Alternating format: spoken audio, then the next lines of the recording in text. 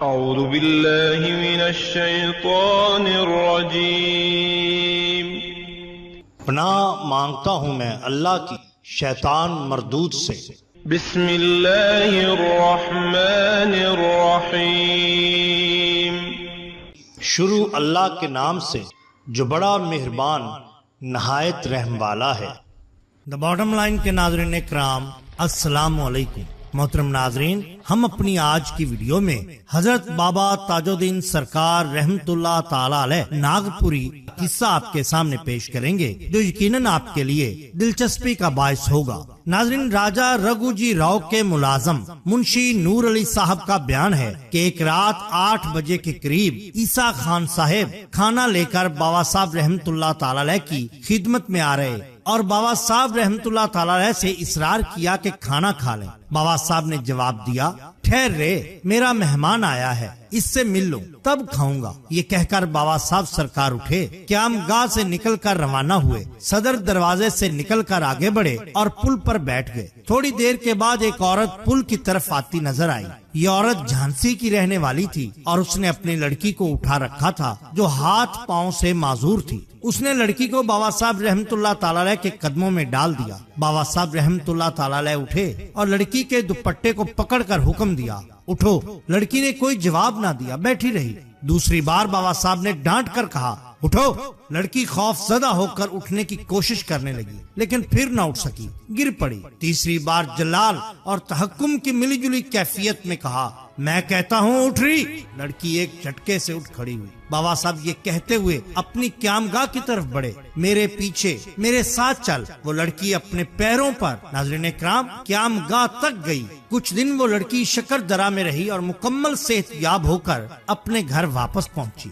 بالکل اسی طرح بیان کیا جاتا ہے کہ اکثر ایسا ہوتا کہ بابا تاج الدین سرکار رحمت اللہ تعالی علیہ جس گاؤں یا جس شہر میں رکتے تو وہاں آپ کے اشارے پر بڑے یعنی بھلے تقسیم کیے جاتے اور وہاں موجود کوئی شخص ان کی قیمت بھلے والے کو ادا کر دیتا۔ ایک بڑھیا بہت بیمار ہوئی اور منت مانی کہ اگر میں صحت یاب ہو جاؤں تو لوگوں میں دئی بڑے یعنی دئی بھلے بٹواؤں گی۔ اس کو اللہ تعالیٰ نے صحت نصیب کی۔ وہ اپنے گاؤں سے بابا صاحب سرکار کی خدمت میں آئی اور بطور نیاز عمدہ اور وافر مقدار میں کھانا پکا کر لوگوں کو کھلایا۔ جب گھر واپس گئی تو پھر بیمار ہو گئی۔ دوبارہ بابا صاحب سرکار کی خدمت میں حاضر ہو کر اس نے عرض کیا، حضور، میں نے منت مانی اور صحت یاب ہوئی لیکن اب پھر اس بیماری نے پکڑ لیا ہے۔ بابا صاحب نے فوراً جواب دیا، لوگوں کو کھانا کھلایا تھا نا، اگر دہی بڑے کھلاتے تو اچھے ہو جاتے۔ یہ سن کر بڑھیا کو یاد آ گیا کہ اس نے دہی بھلے کی منت مانی تھی یعنی دہی بڑے کی، نہ کہ کھانے کی۔ چنانچہ بڑھیا واپس گئی اور لوگوں کو پھر دہی بڑے کھلائے اور بڑے اہتمام کے ساتھ، اور اس کے بعد دوبارہ اس کو وہی صحت حاصل ہو گئی۔ یہ بات تو ہم دیکھ چکے کہ حضرت بابا تاج الدین سرکار رحمت اللہ تعالی علیہ کو دہی بڑے یعنی دہی بھلے بہت پسند تھے اور لوگ اکثر آپ کے پاس یہی کھانا لے کر جایا کرتے تھے۔ آپ کی وفات کے بعد چرن داس نامی ایک آدمی تھا جو کہ دہی بڑے لگایا کرتا تھا لیکن اس کے دہی بڑے بکتے نہ تھے۔ مفلسی کے عالم میں وہ ادھر ادھر پھرتا رہتا، سارے شہر کا چکر لگاتا لیکن اس کا کاروبار نہ چلتا۔ کسی نے اسے کہا کہ تم ناگپور جاؤ اور حضور بابا تاج الدین سرکار رحمت اللہ تعالی علیہ کے آستانہ کے باہر دہی بڑے لگاؤ۔ چونکہ دہی بڑے حضور بابا تاج الدین سرکار کو بہت مرغوب تھے، اس لیے اللہ تعالیٰ تمہارے کاروبار میں برکت ڈالے گا۔ چرن داس سب چھوڑ چھاڑ کر ناگپور آیا اور حضور بابا تاج الدین سرکار رحمت اللہ تعالی علیہ کے آستانہ عالیہ کے باہر دہی بڑے کی دکان لگائی اور منت مانی کہ اگر میرا کاروبار چلے گا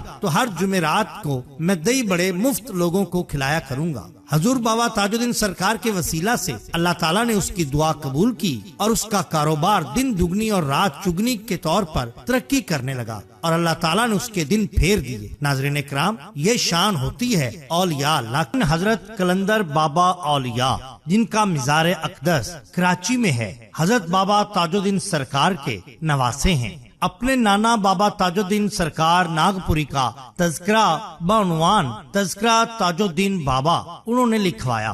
تذکرے میں ان واقعات کو بیان کیا جو قلندر بابا اولیاء کے سامنے پیش آئے تھے۔ انہی میں سے چند واقعات آپ کے سامنے پیش کرتے ہیں۔ شکردرہ میں نانا تاج الدین سرکار ایک درخت کے نیچے بیٹھا کرتے تھے. گھنٹوں چپ رہتے، نگاہ نیچی کیے، گھٹنوں میں سر دیے، اس طرح جیسے کوئی مراقبہ کرتا ہے. لوگ ان کے ارد گرد جمع ہو جاتے اور انتظار کرتے کہ وہ کب متوجہ ہوں، لیکن بعض دفعہ صبح سے شام ہو جاتی مگر ان کے سراپا میں کوئی حرکت دکھائی نہ دیتی. حاضرین بالآخر مایوس ہو کر واپس چلے جاتے. نانا علیہ رحمہ کی اس بے خودی کو حیات خان چائے کی پیالی دے کر یا دوپہر کا کھانا پیش کر کے دور کرنے کی کوشش کرتا، لیکن بارہا ناکام ہو کر بھی مریم کے پاس پہنچ جاتا اور افسردہ لہجے میں اپنی ناکامی کا تذکرہ کرتا.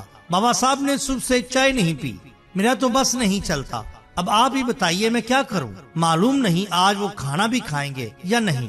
ان کی بات سن کر بھی مریم بھی دم خود رہ جاتی، دیر تک سوچتی رہتی، پھر کہتی یہ استغراق ہے، کمبخت بابا صاحب کے پیچھے پڑ گیا ہے. وہ دنوں انتظار کرتے رہتے، دو تین دن گزر جاتے اور بے خودی ٹس سے مس نہ ہوتی. کھانا یا چائے تو ایک طرف، پانی کا ایک قطرہ بھی ہونٹوں تک نہ جاتا.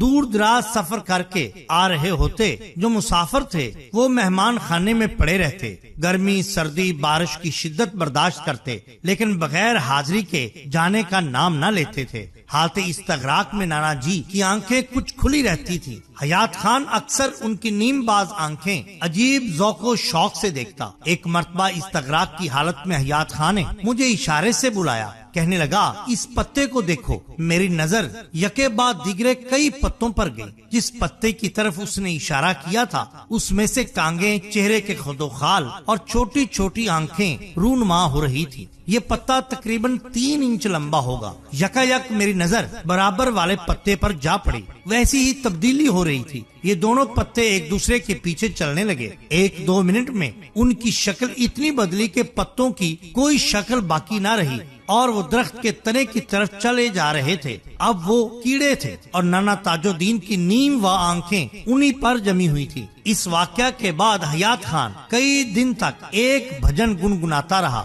جو اس بول سے شروع ہوتا تھا، پربھو دھن دھن قدرت تیری. اسی طرح جس زمانہ میں والد صاحب دلی ٹول ٹیکس میں محرر تھے، ہمارے مکان کی ایک دیوار بارش میں گر گئی. مکاندار برسات میں مرمت کرنے کے لیے تیار نہ تھا. نانا تاج الدین سرکار نے والد کو خط لکھا کہ بھابھی اور بیٹی سعیدہ کو ناگپور پہنچا دو. ان ایام میں وہ راجہ رگو رائے کے پاس مقیم تھے. ہم لوگوں کے لیے شطرنج پورا میں رہائش کا انتظام کیا گیا. روزانہ یا دوسرے دن نانا اپنی گھوڑا گاڑی میں یہاں تشریف لاتے، گھنٹوں ہمارے ساتھ گزارتے. اکثر ارد گرد کی آبادی کے لوگوں کا آنا جانا لگا رہتا تھا. نانا جی ان کے معاملات پر غور کرنے میں اتنا دماغ صرف کرتے، معاف کر دیتے. ایک بار بے خیالی میں آپ سرکار دروازے کی جانب بڑھنے کے بجائے دیوار کی جانب بڑھ گئے. دیوار کے پیچھے کھڑی ہوئی گھوڑا گاڑی کی جانب آپ جانا چاہتے تھے. آگے ٹھوس دیوار تھی، بس آپ چلتے ہی چلے گئے. سب نے دیکھا اور حیران رہ گئے کہ آپ غیر ارادی طور پر دیوار میں سے گزر گئے. نہ تو دیوار کو کوئی نقصان پہنچا اور نہ آپ کو کوئی نقصان پہنچا. دیوار یوں کی توں کھڑی رہی اور آپ بڑے آرام سے اس ٹھوس دیوار میں سے گزر گئے. غالباً یہ کرامت ان سے غیر ارادی طور پر ہوئی تھی. لوگوں کے معاملات سے متعلق سوچنے میں ان کا ذہن تجلی الہی میں تحلیل ہو گیا اور جسم ذہن کے تابع ہونے کی وجہ سے شکل کی منزل سے بالکل آگے نکل گیا. سبحان اللہ. ناظرین کرام، یہ شان ہوتی ہے اولیاء اللہ.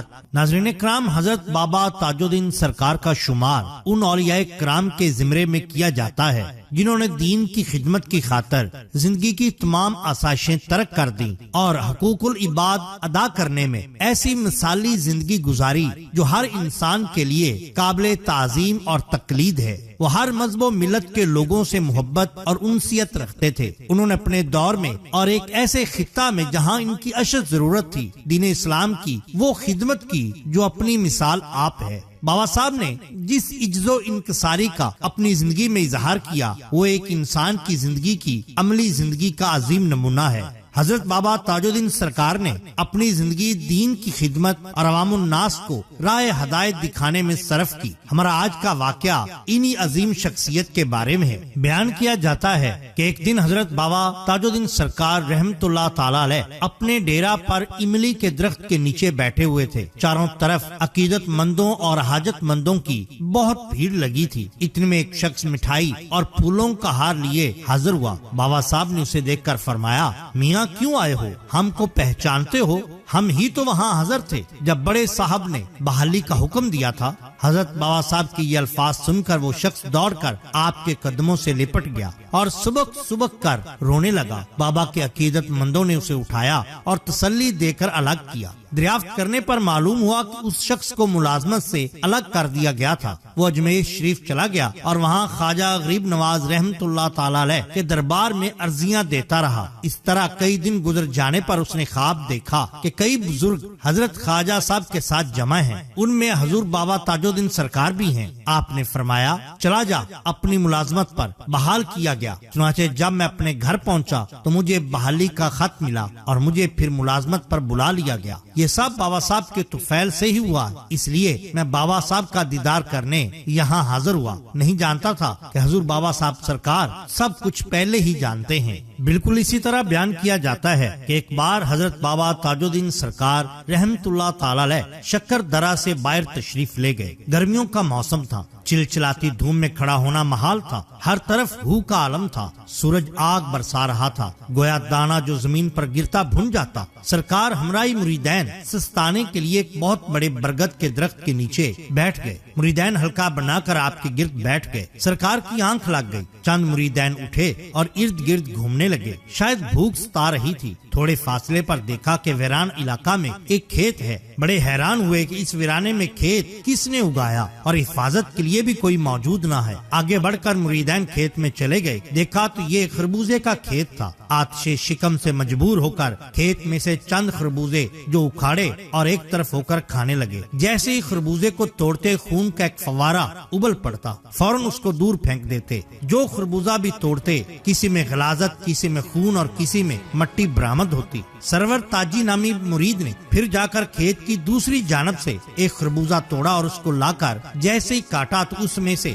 خشک مٹی برآمد ہوئی۔ اس نے مٹی کو صاف کیا اور خربوزے کی ایک کاشت جو منہ میں ڈالی تو حالت غیر ہو گئی۔ زمین پر لوٹنے پوٹنے لگا۔ دفاتن دور سے ایک عجیب و غریب حیت والی بوڑھی عورت نظر آئی، جس کے ایک ہاتھ میں مٹکا تھا جبکہ دوسرے میں ایک پیالہ۔ چہرہ بالکل چونے جیسا سفید، باقی کا جسم سرخی مائل تھا۔ مریدین نے سرور تاجی کو کندھوں پر اٹھایا اور واپس کو بھاگے۔ دوسری جانب جناب بابا جی سرکار نے لیٹے ہوئے اچانک آنکھ کھولی اور فرمایا کہ غیروں کے کھیت میں گئے۔ اب بابا جی کی یاد آئی، لاؤ کدھر ہے سرور؟ مریدین نے عرض کی، حضور سرور ہمراہ چند مریدین کے باہر گیا ہوا ہے۔